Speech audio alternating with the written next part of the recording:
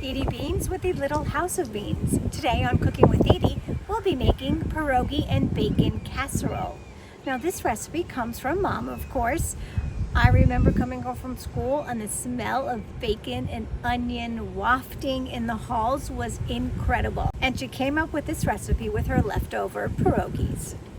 The recipe and the products you see me using here will be in the description below.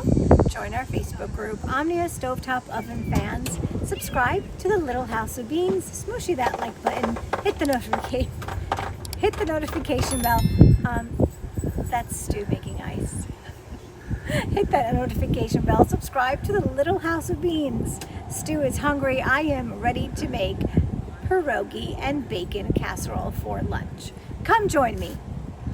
Oh, we have a cookbook, Outdoor Cooking with Edie, available on Amazon and as an ebook. Let's cook.